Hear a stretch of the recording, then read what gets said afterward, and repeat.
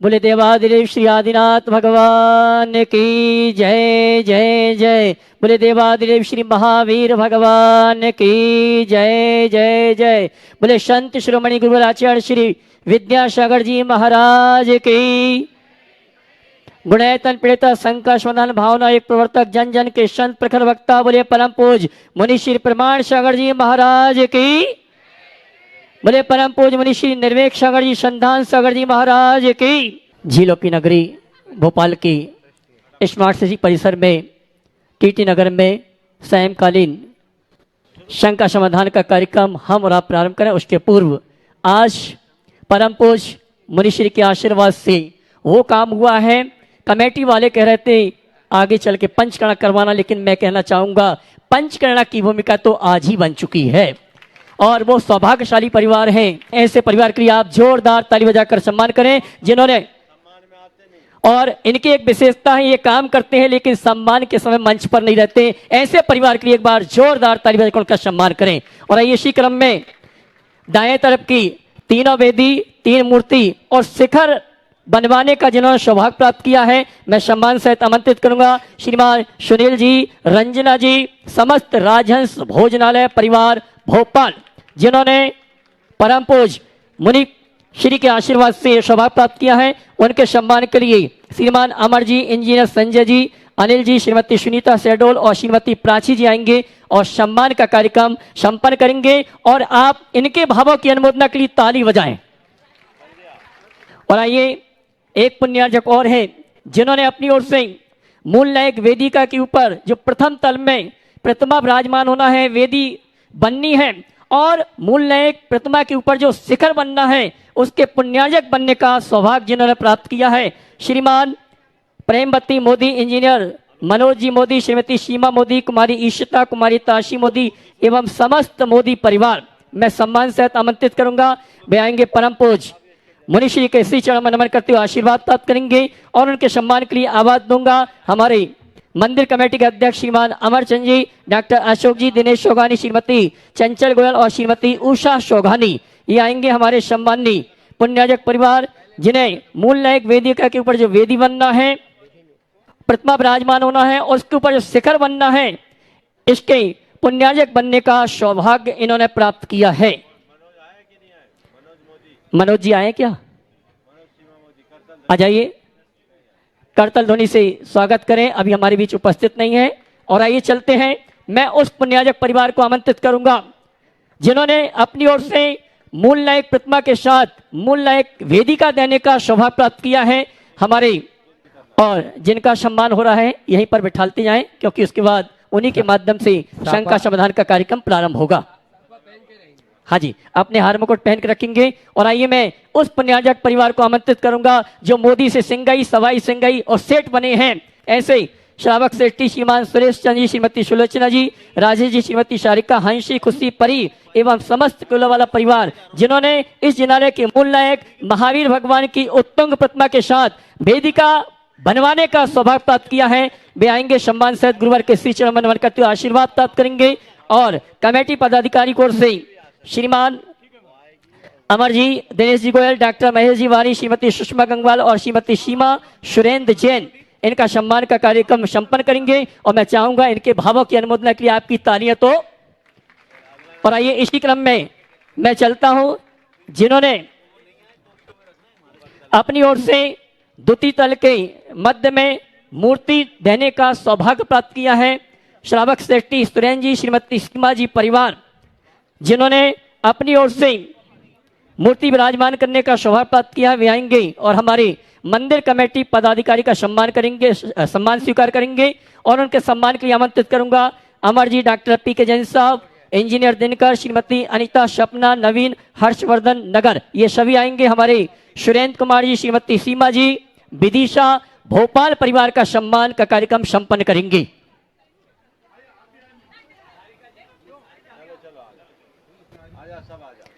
आइए श्रीमान सुरेंद्र जी पूरे परिवार के साथ आएंगे, अपने भाइयों के साथ आएंगे, गुरुवार के श्री चरण में नमन करते हुए आशीर्वाद। हाँ जी, अमर जी सुरेंद्र जी का सम्मान संपन्न करें। और आइए इसी क्रम में द्वितीय तल की मध्य वेदी के पुण्यार्जक बनने का जिन्होंने सौभाग्य प्राप्त किया है, हमारा वो परिवार, श्रीमान सुरेन जी, अमर भैया सुरेन जी का सम्मान का कार्यक्रम संपन्न करें।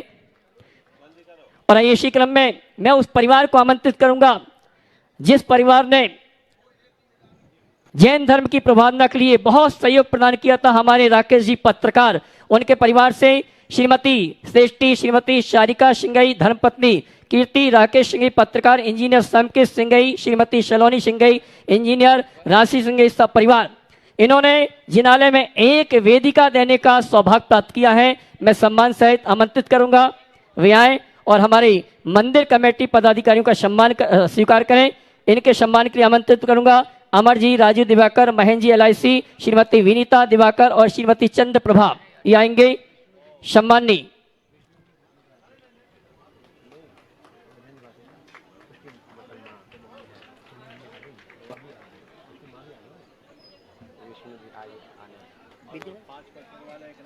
चलो है ना। और आइए इसी क्रम में लोगों के भाव इस जिनालय से जुड़ते जा रहे हैं। एक परिवार जिन्होंने अपनी ओर से 5,51,000 रुपए की राशि, 5,55,000 रुपए की राशि देने की घोषणा की है, श्री इंजीनियर चक्रेश जी मधु जैन परिवार, वे आएंगे, है ना जी। श्रीमान इंजीनियर चक्रेश जी मधु जैन परिवार भोपाल, जिन्होंने अपनी ओर से 5,55,000 रुपए की राशि देने की घोषणा की है, वे आएंगे। परम पूज्य मुनिवर के श्री चरणों में नमन करते हुए आशीर्वाद प्राप्त करेंगे और मंदिर कमेटी के पदाधिकारी सम्मानी पुण्याजक परिवार का सम्मान का कार्यक्रम संपन्न करेंगे। अमर जी सम्मान थोड़ा जल्दी कर लो। और इसी क्रम में 1,51,000 रुपए की राशि देने की घोषणा की है महेंद्र जी, लक्ष्मी जी, गौरव जी, शिल्पी जी, मयूरी परिवार, ताली बजा के इनका सम्मान करें। और एक परिवार और है जिनने अपनी ओर से 1,00,000 रुपए की राशि देने की घोषणा की है, श्रीमान दिनेश जी गोयल, चंचल जी गोयल भोपाल, ताली बजा के इनका सम्मान करें। अमर जी चक्रेश जी का आप चलो जी, हाँ चलो दोनों हाथ उठा के जयकारा लगाएंगे। बोले देवादिदेव श्री आदिनाथ भगवान की जय जय जय, देवादेव श्री महावीर भगवान की जय जय जय। और आइए बिना किसी भूमिका के सायंकालीन संघ का समाधान के लिए संचालन के निवेदन करूंगा मुनिवर के आशीर्वाद से, मुनिवर चंदन सागर जी महाराज से।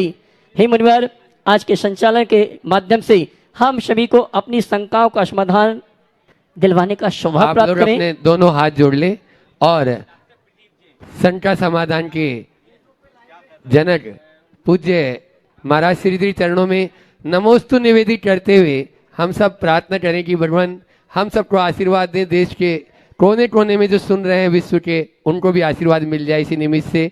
नमोस्तु महाराज जी, नमोस्तु गुरुवर, नमोस्तु गुरुवर, नमोस्तु गुरुवर। और आज के और हमारे बीच में वो परिवार भी उपस्थित है जिन्होंने इस जिनालय में विधि नायक प्रतिमा देने का सौभाग्य प्राप्त किया, डॉक्टर प्रदीप जी जैन भोपाल, और उनका सम्मान कमेटी के पदाधिकारी संपन्न करें। और आइए चलते हैं स्तंभ का समाधान के कार्यक्रम के लिए। आज के प्रथम प्रश्न के लिए देश के जाने माने प्रख्यात विद्वान जगनमोहन लाल जी शास्त्री के प्रपोत्री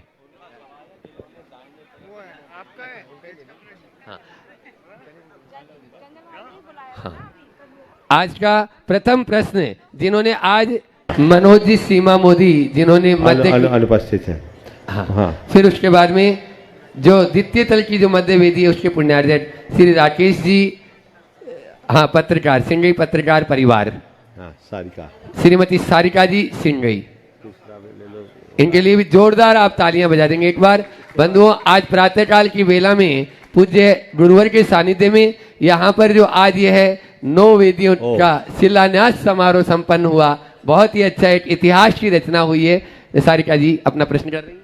नमोस्तु नमोस्तु नमोस्तु महाराज जी, परसों के प्रवचन में आपने कहा था बुरा अच्छा, प्रतिकूल अनुकूल, दुख सुख और पाप पुण्य, इन चारों बातों पर आपने प्रवचन दिए थे। तो ऐसी परिस्थितियां जब जीवन में घटती हैं तो हमें अपने विचारों पर कैसे नियंत्रण लाना चाहिए?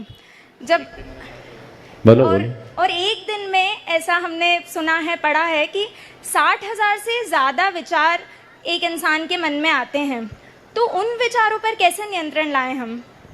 देखिए, बहुत अच्छी बात है। हमारे जीवन, हमारे भाव जगत में हमेशा, एक बार तो मैं चाहूँगा इस परिवार का भी जोरदार अभिनंदन कर दें। इन्होंने बहुत ही सौभाग्य पाया, और इसके लिए भी मैं कहूँगा कि इनने बेदी के भाव रखे थे, और सुरेंद्र जैन के लिए सराहना दूंगा कि उन्होंने पहले बेदी और भगवान दोनों विराजमान करने का भाव रखा था। अपनी उदारता प्रकट करते हुए इस परिवार को बेदी समर्पित कर दी, और ये इस बात का प्रमाण है कि अगर कोई अच्छे भाव से कार्य किया जाए तो उसका परिणाम जरूर अच्छा निकलता है। आपने जो सवाल किया है कि हम अपने भावों में स्थिरता कैसे लाएं, 4 उपाय है भाव और विचारों में स्थिरता लाने का।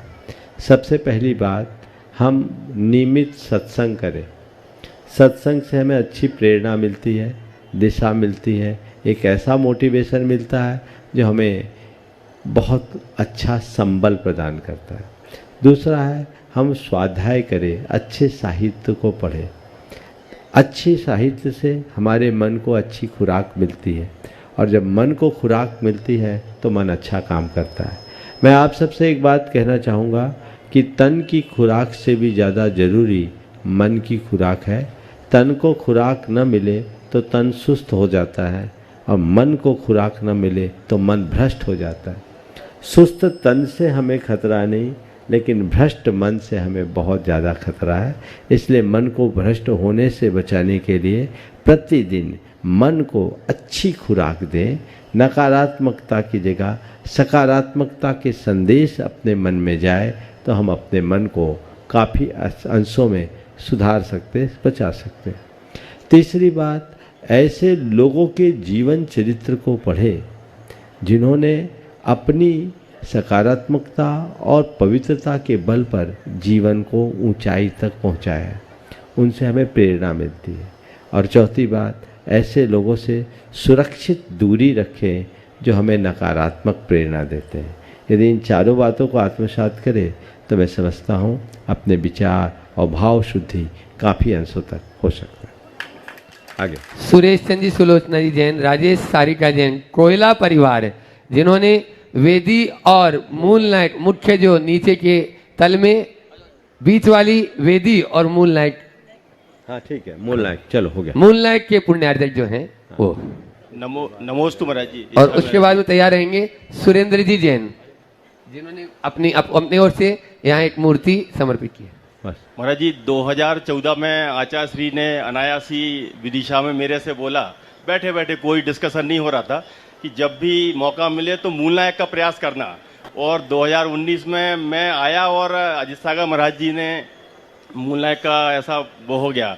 और इसके पहले मेरा कोई मन नहीं था महाराज जी, लेकिन मंदिर के प्रांगण में मूर्ति बन रही थी, मम्मी रोज उसको देखने जाती थी, हम मम्मी को देखते थे, और जैसा उनका मन बनता गया वैसा हो गया। बहुत सुंदर, ये तुम्हारा सौभाग्य है, और भाग्य तो कहीं से जगा है। जी महाराज जी, वही ये मूल नायक जाना तो कहीं और था, पर अमर ने तुम्हारे प्रति उदारता दिखा दी, आभार मानना उनका, है ना। चलो सवाल करो जल्दी। सवाल मेरा ये महाराज जी कि आचार्य श्री ने जो बोला, तो ये मेरे इस जन्म का पुण्य था या कोई पूर्व जन्म का, या देखो, मम्मी का? गुरु तो बहुत ही हम सबको बोलते रहते हैं, अनुसरण करने का सौभाग्य कोई बिरले को मिलता है। हमेशा ऐसा भाव रखो कि जब भी मौका है मैं ऐसा ही करूँ। आगे चलिए। नमस्ते। सुरेंद्र जी सीमा जी जैन, जो द्वितीय तल में जो मध्य की मूर्ति के पुण्यार्जक हैं, और उसके बाद में तैयार रहेंगे जगनमोहन लाल जी शास्त्री जी जो है, उनकी दोहित्री कुमुदनी जैन, नेहरू नगर। नमोस्तु महाराज जी, नमोस्तु नमोस्तु नमोस्तु। बोलो जल्दी से। नमोस्तु महाराज श्री। महाराज श्री, एक प्रश्न है। कई बार हम मंदिर में जब सुबह अभिषेक के दौरान देखते हैं तो कोई कुछ सज्जन लेट हो जाते हैं अभिषेक के करने के लिए, तो जब वो ऐसे पीछे से आते हैं तो बाकी जितने लोग खड़े होते हैं वो कुछ टोका टोकी करते हैं, अरे जल्दी आना चाहिए था, ऐसा करो वैसा करो। और महाराज, तो क्या वो सही है अभिषेक के दौरान किसी को टोकना? और दूसरी बार कि कई बार ऐसा होता है कि जब अभिषेक करता है कोई पुरुष व्यक्ति, तो वो अपने भावों के अनुसार कभी ज्यादा कलशों से अभिषेक ओ, कर लेता है। देखिए आपकी तो किस भाव हिसाब से समझ करना गया। चाहिए? देखिए, पहली बात तो अभिषेक आदि की क्रियाओं में समय पर आना चाहिए। आप गाड़ी पकड़ने में समय नहीं चूकते, पिक्चर जाने में समय नहीं चूकते, फ्लाइट पकड़ने में समय नहीं चूकते, भगवान के आगे समय क्यों चूक जाते? समय नहीं चूकना, पहली बात। दूसरी बात, यदि कोई चूक जाए तो अभिषेक करते समय टोका टाकी कभी नहीं करना। अभिषेक उसे भाव से कर लेने दो। अभिषेक संपन्न हो जाए फिर धीरे से बता ना भैया, बेहतर होता समय से आ जाते। आज देखो तुम्हारा 80% पुण्य कम हो गया। क्यों 80% पुण्य कम हो गया? क्यों हो गया कम? क्योंकि तुम 80% क्रिया कम किए। मंगलाष्टक से लेकर भगवान को विराजमान करने से लेकर पूरा पाठ पढ़ते हुए अभिषेक करोगे तो पुण्य ज़्यादा मिलेगा, और आखिरी में आए भगवान पर पानी ढलका दिए तो उसमें उतना ही पुण्य मिलेगा। प्यार से समझाइए ताकि दोबारा वो आए। ऐसी टोका टाकी मत कीजिए कि दोबारा मंदिर ही ना आए। मैं अपने जीवन का एक अनुभव बताता हूँ। मैं छोटा था, कभी मंदिर जाता नहीं, यदा कदा चला जाता। एक दिन मंदिर गया, भगवान को के दर्शन कर रहा था, तो जैसे बहुत सारे लोगों में चलन है भगवान को खड़े खड़े ढोक देने के, तो बड़े लोग खड़े खड़े ढोक देते थे, मैंने खड़े खड़े ढोक दे दिया। तो वहाँ एक बाई जी थी, वो वहीं सामने बैठ रही थी, पूजा करती थी। ब्रह्मचारिणी को वहाँ बाई जी बोलते हैं। तो बाई जी थी, और उनने जैसे मुझे देखा जोर से मुझे बोला, ए छोरा ढोक दे ढोक। और मैं फुर्र, उस समय मैं 5वीं 6वीं पढ़ता हूँगा। और उस दिन जो गया, फिर मैं मंदिर ही जाना बंद कर दिया। मुझसे कहा जाए कि मंदिर जाओ तो मैं कहता मंदिर नहीं जाऊँगा, बाई जी डांटती है। तो मैं आप सबसे कहता हूँ, ऐसी टोका टाकी अच्छी नहीं।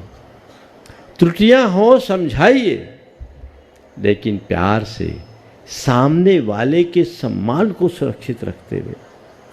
आप इस बात के लिए मत टोकिए कि वो लेट हो गया, इस बात का धन्यवाद कीजिए कि लेट होने पर भी भगवान को अभिषेक नहीं छोड़ा। हाँ, अभिषेक करते समय जल को ढारने में थोड़ा विवेक रखो ताकि व्यवस्थाएं अनुकूल बने। ये तो स्वाविवेक की बात है। लेकिन जिस समय वो पुण्य की क्रिया कर रहा है भाव से भरकर, उस समय टोकने की कुछ लोगों की आदत होती है, और ये आदत प्रायः हर मंदिरों के कुछ मुकद्दम होते हैं, मुकद्दम समझते हैं ना, उनकी ज़्यादा होती है। ये चीज़ें ठीक नहीं हैं। इसके कारण नए लोग आकर्षित नहीं हो पाते। हमें नए लोगों को आकर्षित करना चाहिए, उन्हें प्रेरित करना चाहिए। नमोस्तु महाराज। कुमुदनी चटकेश भैया जो गुणायतन के ट्रस्टी भी हैं और अनेकों संस्थाओं से जुड़ी हुई हैं, अपना प्रश्न रखिए और उसके बाद में हाँ पूरी भावना योग की भावना योग प्रणेता तैयार रहेगी। गुरुवर के चरणों में मेरा बारंबार कोटिशः नमोस्तु नमोस्तु नमोस्तु। गुरुवर, मैंने देखा है कि पाठशाला पढ़ाते समय जो बच्चे पाठशाला आ रहे हैं उनका सर्वांगीण विकास होते हुए मैंने देखा है, मगर कुछ माता पिताओं का कहना है कि पाठशाला के लिए समय नहीं है, स्कूल जा रहे हैं, कोचिंग जा रहे हैं, यहाँ जा रहे हैं। तो महाराज जी, आपका क्या मार्गदर्शन है उन माता पिताओं के लिए? जो माँ बाप कहते हैं हमारे बच्चों के पास पाठशाला के लिए समय नहीं है, तो ये तय मान लेना, उन माँ बाप को ये पक्का समझ लेना है कि बुढ़ापे में उनके बच्चों के लिए टाइम नहीं रहेगा। उनके बच्चे उनको कहेंगे हमारे पास आपके लिए टाइम नहीं है। संस्कार दीजिए। आप चाहते हो कि मेरा बेटा बुढ़ापे में मुझे वृद्धाश्रम भेजने की जगह तीर्थ यात्रा कराए, तो बचपन में बच्चों को पाठशाला भेजो।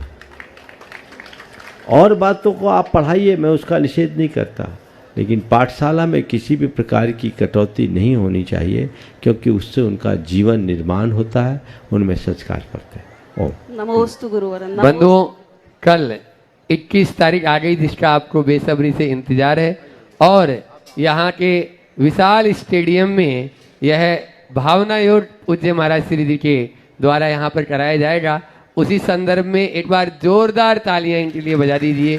पूरी टीम बहुत तन मन धन से लगी हुई है और वो अपना प्रश्न भी पूज्य महाराज श्री चरणों में रखें। गुरुवर के चरणों में पूरी प्रभावना के साथ भावना टीम का नमोस्तु बंदन। गुरुवर 21 तारीख को भावना योग निर्धारित समय पर होना है। बहुत सारे कल लोग ही है 21 क्या? 21 हाँ, तारीख हाँ, मतलब कल गुरुवर कल हाँ। सुबह होना है। बहुत सारे लोग मन से वो फोन लगा रहे हैं, बार बार पूछ रहे हैं कि हमारा प्रोग्राम निर्धारित क्या है, हम लोगों ने क्या डिसीजन लिए हैं। तो गुरुवर इस मंच के सामने से पूरा प्रोग्राम बताना चाहता हूँ।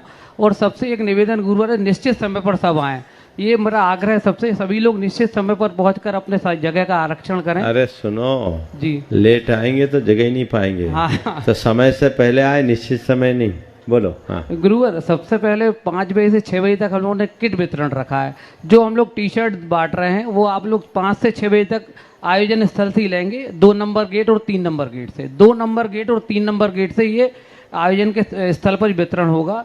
6 बजे से 6 से 6:15 तक गुरुजी, जो हमारे पवन गुरुजी हैं योगाभ्यास कर रहे हैं, उनको टाइम दिया है हम लोगों ने। 6:20 पे गुरुवर की आगवानी होगी स्टेडियम पर। 6:20 से 6:30 तक वीआईपी सम्मान और हमारे जो मंच के कार्यक्रम में दीप प्रज्वलन, श्रीफल भेंट भोग होंगे गुरुवर। 6:30 से महाराज जी का उद्बोधन और भावना योग का प्रोग्राम हम लोगों ने निर्धारित किया गुरुजी। और इसमें कोई आपको चेंज करना है कोई चीजें तो आप उसको व्यवस्थित कर दीजिए। ओ, जो इन्होंने बोला है उसे आप व्यवस्थित सुन लीजिए जी, और आप व्यवस्थित होकर के आ जाइए। एक बार इन सब का जोरदार उत्साहवर्धन कीजिए। ये रात दिन लगे हुए हैं पूरी टीम, और निश्चित कल का जो दृश्य होगा वो इस भोपाल की नगरी के लिए अभूतपूर्व होगा। पूरा स्टेडियम भावना योगमय दिखेगा, ऐसी मुझे उम्मीद है। और इसमें आप सबको अपनी सहभागिता सुनिश्चित करनी है। आप स्वयं तो आएंगे ही, अपने मित्रों तक सूचना आपने पहुंचाई दी होगी, सबको लेकर के पहुंचेंगे। और जो कार्यक्रम इन्होंने बताया है उस तय समय में आप आए।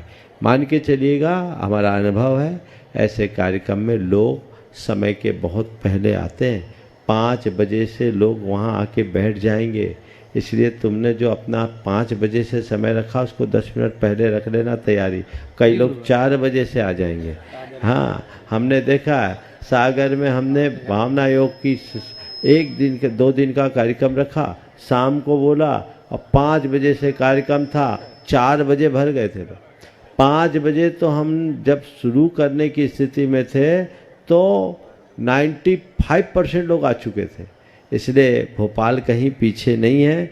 इसलिए आप लोग थोड़ा एडवांस कीजिए। 6 बजे से निर्धारित है, लोग पता नहीं कब आएंगे। सबको आगे जगह चाहिए, और जिनको आगे जगह चाहिए वो सब छोड़कर आगे आते हैं। इसलिए तैयारी रखिए, अपनी व्यवस्था उसी अनुरूप बनाइए। निश्चित कल के इस कार्यक्रम से लोगों को एक अलग प्रेरणा मिलेगी और आम जन भावना योग से जुड़कर अपने जीवन की सभी समस्याओं का समाधान पाएंगे। पूरी टीम को बहुत बहुत आशीर्वाद। नमोस्तु गुरुदेव। अगला प्रश्न पूज्य महाराज श्री चरणों में संभव जैन दिल्ली, जिनेश नीलमणि जी सिंगई उनके साथ में रहेंगे। और उसके बाद में अपने बीच में आकाशवाणी उद्रोसठ साधना जी जैन भोपाल यहाँ पर उपस्थित है, वे अपना प्रश्न रखेंगी।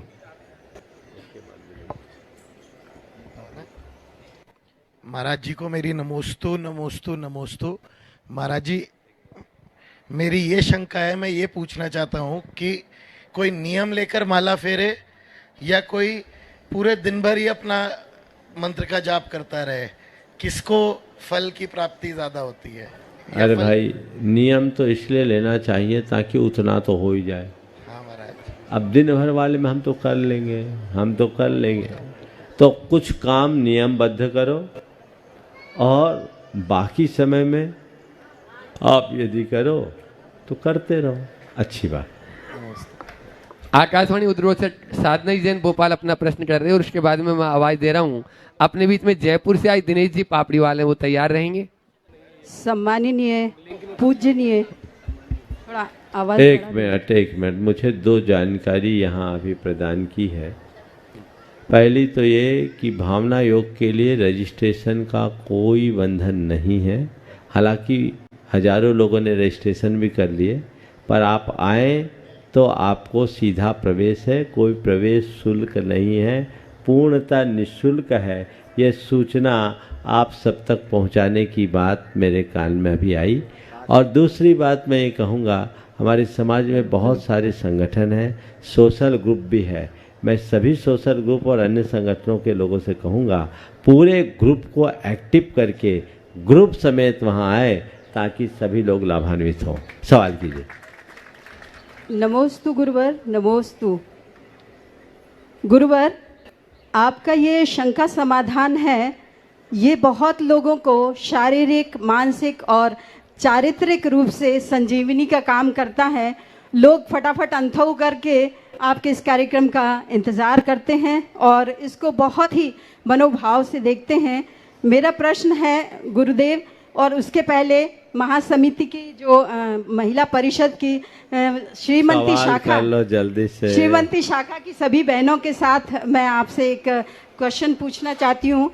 गुरुवर, 60 साल की उम्र में काम से विदाई हो जाती है, 70 साल की उम्र में समाज हमें छोड़ने लगता है, 80 साल की उम्र में परिवार हमें अनुपयोगी मानने लगता है, 90 साल की उम्र में पृथ्वी हमारे अवशेष हमसे मांगने लगती है।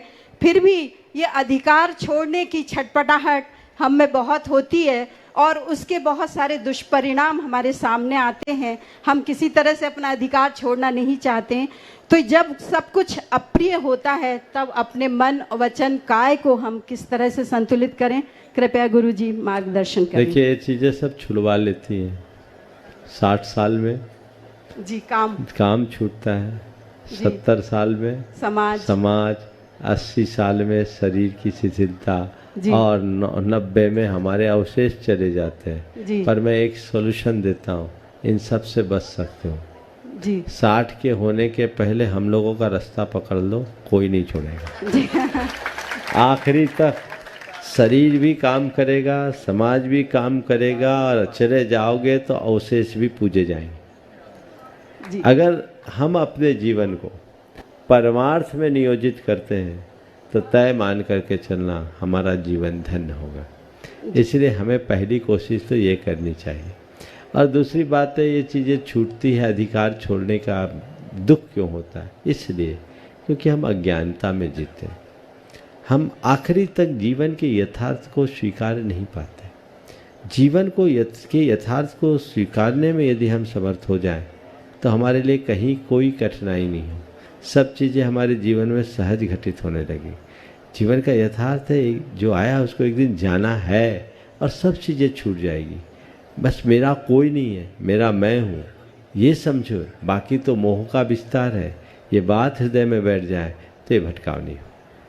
गुरुवर, श्रीमंती शाखा की तरफ से आज अपने बीच में जो बहुत व्यस्त रहते हैं और अपने व्यस्ततम कार्यक्रम में से यहाँ समय निकालकर जिन्होंने शाश्वत तीर्थराज सम्मेत सिटर की पावन तलटिम बनने वाले गुणायतन में जो सहस्त्रपुर जिनालय है उसको नींव से सिटर तक बनाने का यह पुण्यार्थ जिन्होंने प्राप्त किया है, ऐसे दिनेश जी पापड़ीवाल जयपुर से यहाँ पर उपस्थित हैं।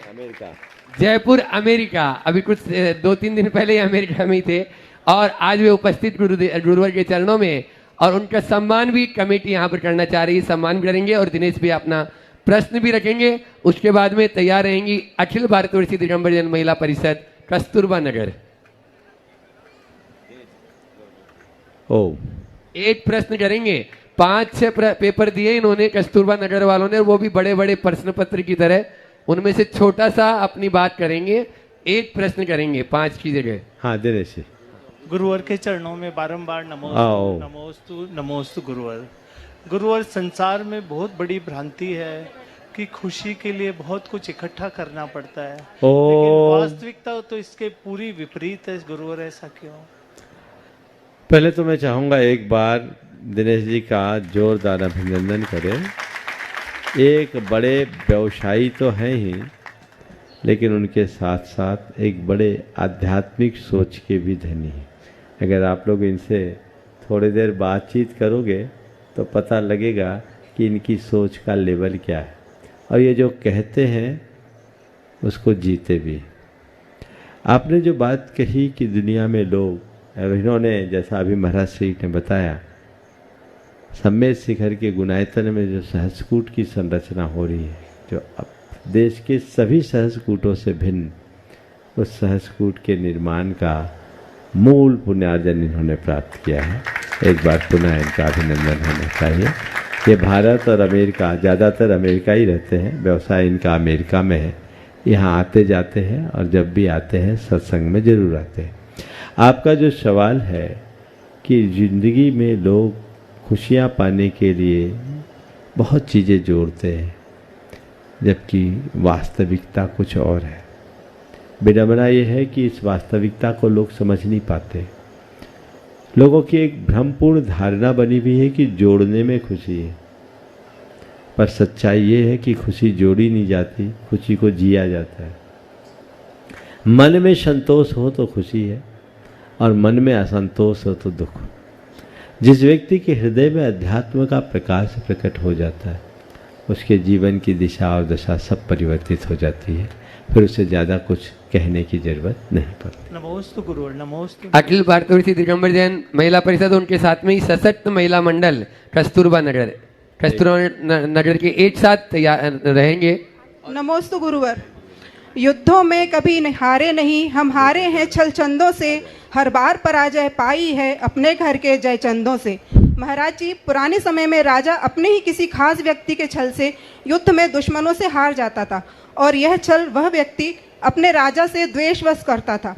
वैसा ही आज के समय में भी देखा जाता है कि हमें अपने ही किसी निकट संबंधी व्यक्ति से द्वेष या ईर्ष्या क्यों हो जाती है और उस द्वेष के कारण हम अपना ही विनाश कर रहे होते हैं।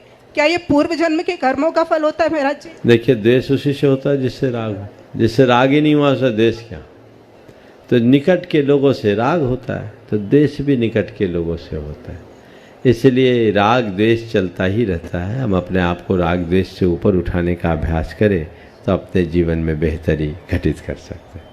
सनत जी जैन EMS हमारी आवाज सुन रहे हैं तो मंच पर आ जाएं। पाठशाला परिवार से एक और ओम एक ही अपने सनत जी जैन EMS यहाँ पर मंच पर अपना स्थान ग्रहण करें और उसके बाद में अभी तैयार रहेंगे प्रश्न करने के लिए आजाद संध्या मोदी, जो गुणायतन के ट्रस्टी भी हैं और वो भी महिला परिषद से जुड़ी हुई है कस्तूरबा नगर। और उसके बाद सनत जी जैन अपना प्रश्न करेंगे। बोलो। जब तक ये अपना प्रश्न रख रहे हैं तब तक मैं चाहता हूँ कि आज अपने बीच में यहाँ पर हजारीबाग गौरव यहाँ पर आप लोगों के सामने उपस्थित हैं। पूरे विश्व के ही गौरव हैं अब जो हजारीबाग के नहीं, और उस परिवार से जुड़े हुए यहाँ पर भ्राता अनिल जी सेठी, संगीता जी सेठी यहाँ उपस्थित हो चुके हैं। वे मंच पर आ जाएं, अपना स्थान ग्रहण करें, इसके बाद में वो तैयार भी रहें। प्रश्न करो अपना। हे गुरुवर नमोस्तु नमोस्तु। हे गुरुवर, ज़्यादातर ऐसा देखा गया है कि बड़े शहरों के अभिभावक अपने बच्चों को प्रतिभा स्थली में पढ़ने के लिए नहीं भेजना चाह रहे हैं, जबकि छोटे शहरों के बच्चे और गांव के अभिभावक अपने बच्चों को प्रतिभा स्थली में भेजने के लिए तैयार हो जाते हैं। तो हे गुरुवर, हम ऐसा क्या करें कि जो बड़े शहरों के अभिभावक हैं वो भी अपनी बच्चियों को प्रतिभा स्थली में भेजने के लिए तैयार हो जाएं? अब हमारे बड़े लोग हैं ना, वो ज़्यादा बड़े होते हैं तो उनको बड़े की तलाश होती है। उनको लगता है वहाँ हमारे स्टेटस का नहीं है। ये स्टेटस का चक्कर जब तक बना रहेगा तब तक ये कहानी बनी रहेगी। एक व्यक्ति ने अपने बच्ची को इसलिए बुला लिया कि वहाँ जो बच्चियाँ हैं उनका लेवल थोड़ा डाउन है, हमारी बच्ची उससे भटक जाएगी। अब ये सोच है, इस सोच को बदलना होगा और जब ये सोच बदलेगी तभी लोग इस तरह का कुछ कर पाएंगे। अगला नाम आयुष जी जैन IES, और उसके बाद में तैयार रहेंगे अनिल जी, संगीता जी सेठी हजारीबाग दे रहे हैं। और तीसरा बोलो। उसके बाद प्रेमचंद जी प्रेमी कटनी, जो गुणायतन के शिरोमणि संरक्षक भी हैं और दयोदय महासंघ के अध्यक्ष भी, अनेकों संस्थाओं से जुड़े हुए प्रेमचंद जी प्रेमी कटनी। नमोस्तु महाराज जी, नमोस्तु महाराज जी, नमोस्तु महाराज जी। महाराज जी, जब हमारे जैसे विद्यार्थी पढ़ाई करते हैं तो उनके दिमाग में बहुत टाइप के डिस्ट्रैक्शंस आते हैं। हाँ महाराज जी, जब हमारे जैसे विद्यार्थी पढ़ाई करते हैं तो उनके दिमाग में बहुत सारे डिस्ट्रैक्शंस आते हैं। तो महाराज जी, कंसंट्रेशन कैसे करें पढ़ाई में ताकि डिस्ट्रैक्शन कम से कम हो सके? और महाराज जी, इसी से जुड़ा हुआ एक और सवाल था कि आजकल हर कोई कोचिंग की होड़ में लगा हुआ है, तो महाराज जी इस कोचिंग की होड़ से कैसे बचें? क्या घर में रह के सफलता प्राप्त नहीं हो सकती? नमोस्तु महाराज जी। देखिए, कंसंट्रेशन बढ़ाए कैसे बढ़ाए, डिस्ट्रैक्शन से कैसे बचे? नियमित भावना योग कीजिए, 5 मिनट वाला भावना योग सुबह उठ के। आप पाएंगे कि आपका कंसंट्रेशन पावर बढ़ा है, डिस्ट्रैक्शन भी बचा है। दूसरी बात, अपने लक्ष्य के प्रति समर्पित होइए, संकल्पित हो जाए कि मुझे यही करना है, चीज़ें बदलेगी। आपने कोचिंग की बात की, ये आजकल का फैशन हो गया। महाराज श्री ने अभी प्रेरणा दी थी कुछ दिन पहले, तब एक परिवार ने तय किया कि हम अपनी बच्ची को ट्यूशन नहीं पढ़ाएंगे। वो बच्ची बिना ट्यूशन के नीट में क्वालिफाई कर गई, 12th भी निकले और अच्छा हायर परसेंटेज से, और बिना कोचिंग के सीए बन गए। तो ऐसा कुछ नहीं है, फैशन नहीं है, इसलिए बदलाव लाना चाहिए। ओम प्रेमी जी। हाँ, प्रेमचंद जी प्रेमी अपना प्रश्न कर रहे हैं और उसके बाद में अपने बीच में लुधियाना से सुरेश जी जैन यहाँ पर उपस्थित हैं। मैं चाहूँगा वे भी अपना प्रश्न। मेरे आराध्य गुरुवर त्रय मुनि राजों के चरणों में बारंबार नमोस्तु, छुल्लक जी महाराज जी के चरणों में इच्छामी। गुरुदेव, बिना श्रद्धा के किया हुआ हवन, दिया हुआ दान और तपा हुआ तप और जो कुछ भी किया हुआ शुभ कर्म है वह सब असत कहलाता है गुरुदेव। तो गुरुदेव, ये जो असत कहलाता है इसको शुभ कर्म में कैसे बदलें और हमेशा श्रद्धा के साथ ही शुभ कर्म हो, मार्गदर्शन कीजिए। ये बात बिल्कुल सही है। श्रद्धा के अभाव में किए गए धार्मिक अनुष्ठान अर्थहीन होते हैं, बिना श्रद्धा के काम नहीं होते। तो हमें चाहिए कि निस्सार को सार बनाना है तो अपने आप को हृदय में श्रद्धा से भर ले। अगर मैं दूसरे शब्दों में कहूँ तो ये कह सकता हूँ, अंक के अभाव में शून्य का कोई महत्व नहीं होता। कितने भी जीरो लगा दो, जीरो माने जीरो। जीरो का मूल्य कब बढ़ता है? जब उसके पहले अंक लगता है। तो श्रद्धा अंक है और हमारे बाकी धर्मानुष्ठान जीरो। तो अंक को पहले अंकित करिए, मन में सच्ची श्रद्धा जगाइए, अंधश्रद्धा नहीं, अटल श्रद्धा। अश्रद्धा भी ठीक नहीं, अंधश्रद्धा भी ठीक नहीं, अटल श्रद्धा में जीवन का उत्थान होता है। तो अटल श्रद्धा अगर अंतरंग में विकसित हो गई, हमारे जीवन का पथ सुनिश्चित तौर पर प्रशस्त होगा। नमस्ते। भावना योग की टी शर्ट जन जन को देने वाले ऐसे सुरेश जी विनय जी जैन लुधियाना अपना प्रश्न रख रहे हैं। जोरदार तालियां एक बार बजा दी। जो गुणायतन के शिरोमणि संरक्षक भी है। सवाल नहीं है, चलिए चलिए। हाँ, निसंक हो इनका सवाल नहीं होता। हाँ बोले। आप लोग जोरदार ताली उनके लिए बजा दीजिए। गुणायतन की शिरोमणि संरक्षक भी है। और मैं चाहूँगा इसी क्रम में अपने बीच में पावन हजारीबाग की माटी हुई निहाल माँ सोहनी जी के लाल, तूने कर दिया कमाल। ऐसे पूज्य गुरुदेव के भ्राता श्री यहाँ पर उपस्थित हैं, अनिल जी सेठी, संगीता जी सेठी। जोरदार तालियां। जब तक वो आ रहे हैं तब तक आपकी तालियां बजनी चाहिए और वो अपना प्रश्न भी रखेंगे। यहाँ की कमेटी उनका सम्मान भी कर रही है। एक महिला मंडल से महिलाएं भी आ जाए और हाँ, वे अपना प्रश्न रखेंगे और उसके बाद में सवाल पूछो। कोई नहीं। हाँ हाँ बोलो सुरेश भैया, कोई दिक्कत नहीं। नहीं, चलो हाँ उधर दो। हाँ जी। नमस्ते महाराज जी। महाराज जी आ जाइएगा प्लीज।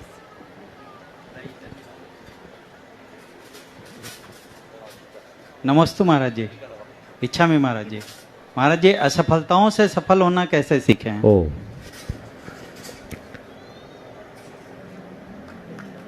थोड़ा स्फूर्ति से करो।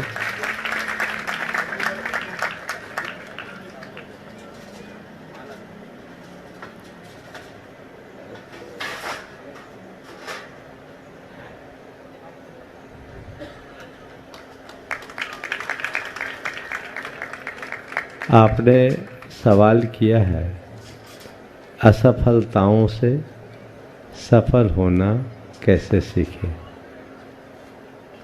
ठीक वैसे ही जैसे गलतियों से कामयाब होना सीखते हैं।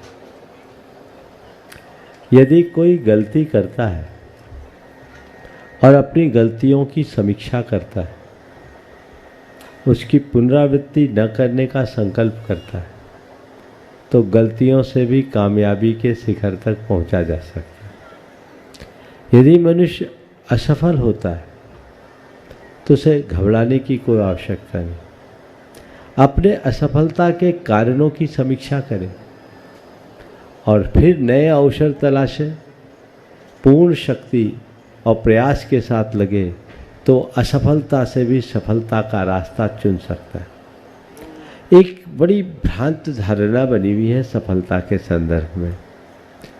लोग प्राय किसी एक निर्धारित लक्ष्य की प्राप्ति को ही सफलता मानते हैं।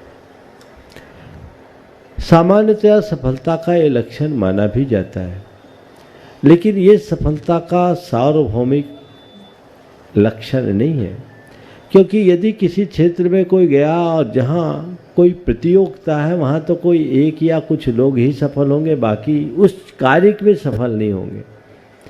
लेकिन किसी प्रतियोगिता में असफल होना जीवन से असफल हो जाना नहीं कहलाता। हमें जब तक अवसर है, अनुकूलता है, हम उसके लिए प्रयास करें और पर्याप्त प्रयासों के बाद भी यदि परिणाम न मिले तो नई संभावनाएं देखें। एक बार नहीं, दो बार नहीं, 3 बार, 4 बार असफल व्यक्ति भी सफल होता है। हम लोगों को उसकी कहानी हमेशा याद रखना चाहिए। जो गजनी, भारत में कितनी बार मोहम्मद गजनी ने 17 बार हमला किया, 16 बार हारा, 16 बार लगातार विफल हुआ कि नहीं, लेकिन हार नहीं माना। हर बार क्या, एक बार और, एक बार और। कल्पना करिए कि उसको कितनी बड़ी बड़ी चुनौतियों का सामना करना पड़ता होगा। क्या हारने के बाद जब वो वापस स्वदेश लौटता होगा तो क्या मुंह लेके जाता होगा, कैसे अपनी प्रजा को, कैसे अपनी सैनिकों को और कैसे अपने सैनिकों के परिवार को समझाता होगा, कैसे अपनी अर्थव्यवस्था बनाता होगा। लेकिन उसने हिम्मत नहीं छोड़ी, हर बार एक बार और हर बार उसने अपनी शक्ति का संयोजन किया, नतीजा वो सीधा सफल हुआ। तो हम सफल हो सकते हैं, गलतियों को सुधार कर जीवन को आगे बढ़ाया जा सकता है। नमस्ते महाराज। उसके बाद में पहले अपन सब, क्योंकि प्रश्नों की तो झड़ी लगी हुई है और अपन को उत्तर भी मिल रहे हैं बहुत अच्छे से, लेकिन 2-3 दिन से महाराज जी के अपन, क्योंकि वो तो निसंक हैं, फिर भी महाराज जी नहीं सुन पा रहे। आज महाराज जी से अपन सब निवेदन करेंगे, दोनों हाथ जोड़ लें और पूज्य महाराज श्री से निवेदन हम सब करते हैं कि वे अपने प्रश्न के माध्यम से हम सबको समाधान की गंगा में अवगाहन कराने का मौका दे। ऐसे पूज्य महाराज श्री चरणों में नमोस्तु। मुनि श्री को नमोस्तु करते हुए, जैसा कि कल आपने प्रवचन में भी कहा था, हमारी एक भारतीय परंपरा है कि हमारी बेटियां बिना पढ़े लिखे भी डॉक्टरनी कहलाने लगती हैं और बिना पढ़े लिखे भी वकीलन बन जाती हैं और मास्टरनी भी बन जाती। कब? जब किसी डॉक्टर से उसकी विवाह हो जाए, तो किसी वकील से शादी हो जाए तो वकीलन, और किसी मास्टर से शादी हो जाए तो, और यहाँ तक कि किसी सेठ से शादी हो जाए तो वो सेठानी। अर्थात बेटियों के लिए विशेष कोई ऐसा पुरुषार्थ करना शायद इतिहास में नहीं बताया। उनको तो बस इतना ही बताया कि माता पिता अपनी बेटियों के लिए ऐसा गृहस्थ परिवार ढूंढे जहाँ पर जाके कि स्वयं वो इन उपाधियों से सम्मानित हो जाए। लेकिन परिवर्तन का युग है और आज पढ़े लिखे नवयुवक या संपन्न परिवार के लोग भी जब बेटी देखने जाते हैं अपने बेटे के लिए, या जब बच्चे उन बेटियों को देखते हैं तो पूछते हैं आप कहाँ तक पढ़े लिखे हैं। पढ़े लिखे कहाँ तक ये तक तो पूछना ठीक है, किंतु बेटी नौकरी करके पैसा कमा सकती है कि नहीं ये पूछते हैं। तो क्या वास्तव में बेटियों को पैसा कमाना और कमाऊ पूत बेटी को बहू बनाना ये वास्तव में अनिवार्य है? क्या एक पुरुष को स्वयं इतना सक्षम होना चाहिए कि वो अपनी पत्नी को धन कमा के जीवन उसका यापन करा सके या अपनी पत्नी के पैसों से अपनी ज़िंदगी और बच्चों का यापन कर सके, क्या ये अनिवार्य है या इस विषय में कुछ विचार होना चाहिए? कृपया सदुपदेश देके करें। देखो, महाराज जी ने जो सवाल किया है वो एकदम अलग तरीके का सवाल है, और इस सवाल का मैं 2 उत्तर दूंगा, क्योंकि मैं भी फंसना नहीं चाहता। पहला उत्तर तो ये दूंगा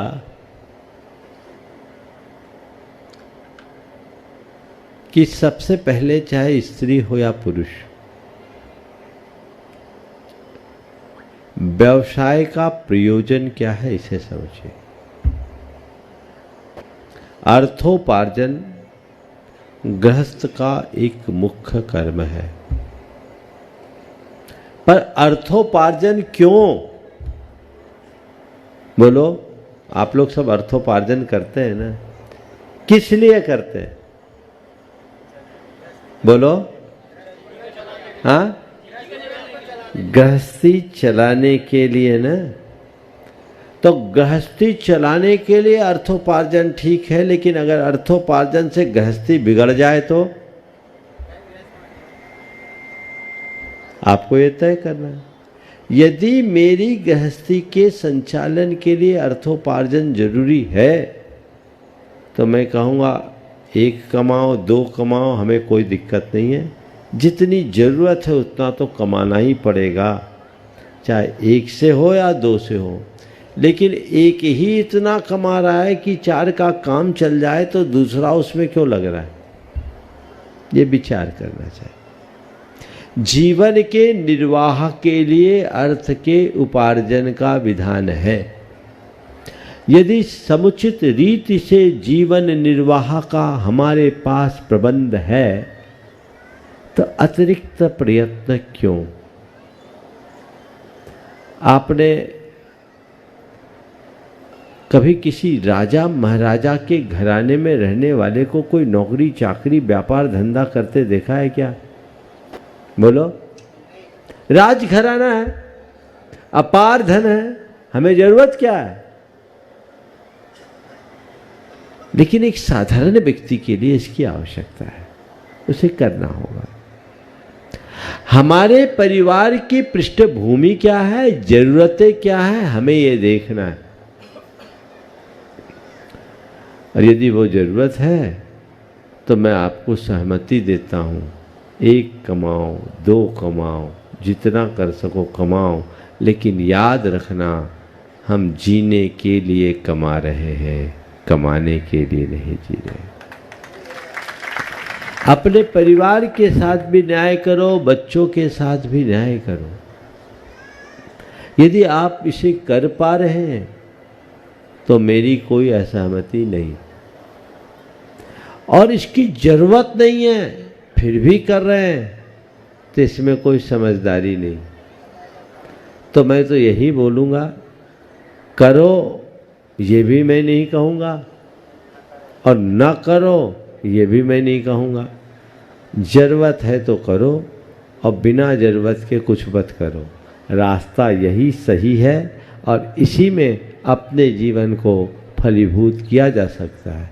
और एक बात और कहूँगा, प्राय आज के समय में एक नई सोच विकसित हुई।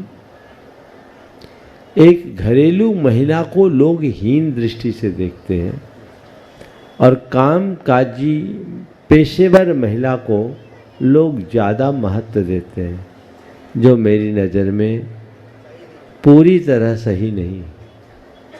किसी स्त्री का कामकाजी होना अपनी जगह मूल्यवान हो सकता है, लेकिन कोई महिला अगर घरेलू है और गृहिणी है तो वो कहीं से कम नहीं समझना चाहिए, क्योंकि घर का प्रबंध और संचालन भी एक बहुत बड़ा काम है।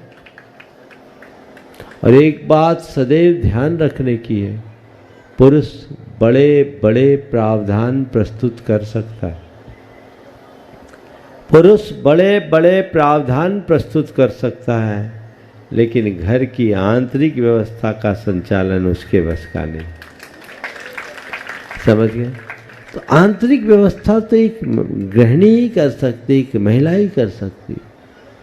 आज आप अपने घर में जो व्यवस्थाएं संभालते हैं, 25-50 हज़ार रुपया का कोई वर्कर आकर के भी आपके घर की वो व्यवस्था नहीं चला सकता, तो क्या एक जॉब नहीं है?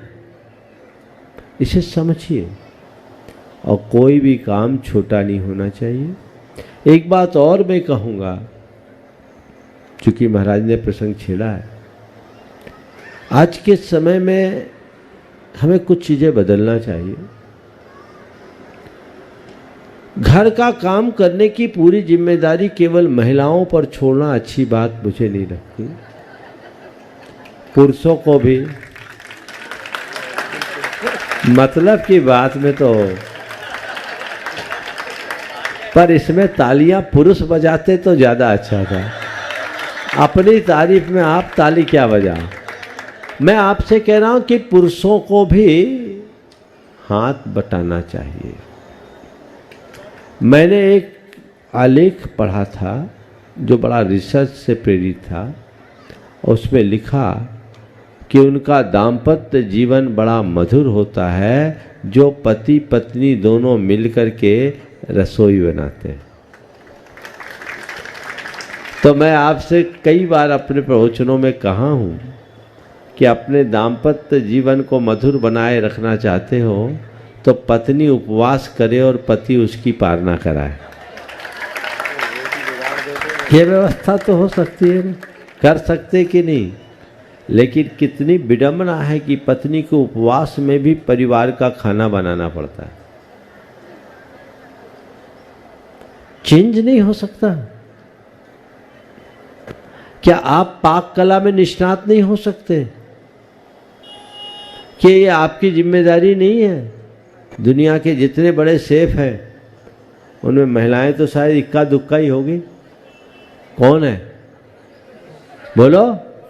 तो ये मतलब, इसका मतलब तुम्हें पाक कला की निपुणता है कि नहीं है, पर करना नहीं चाहते। और इन लोगों ने मेहरबानी कर रखी।